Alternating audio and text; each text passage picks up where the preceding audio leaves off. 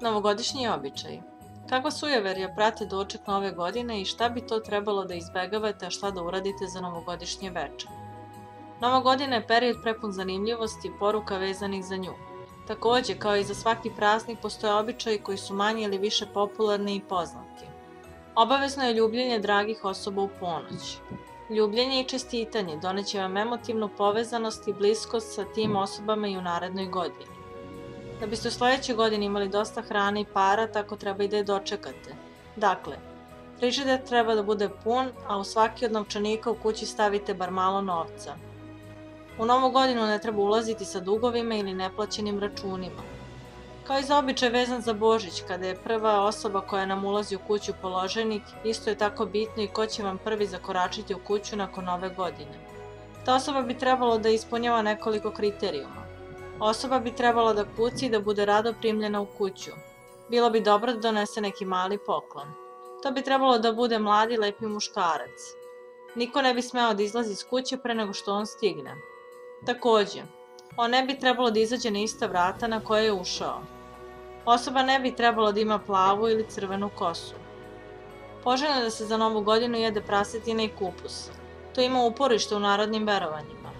Za razliku od krave koja je mirna životinja, prase je dinamična.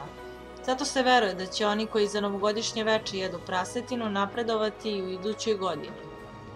Takođe, ne bi trebalo da jedete piletinu i ćuretinu. Razlog za ovo je što se ova životinja u mnogim kulturama smatra prljavim. Zapravo ta prljavština izraz je siromaštva. Trebalo bi 1. januara da uradite nešto malo, što će označavati da će u sledećoj godini biti posla. Ipak, ne treba preterivati, jer ako radite mnogo, a naročito ako započinjete neku novu aktivnost, to znači da u narednoj godini nećete imati uspeha. Za novogodišnje veče bilo bi dobro da obučete nešto novo, jer to obeležava da ćete se ponavljati u sledećoj godini. Poznato je da treba obući crveni veš, jer on donosi sreću u ljubavi.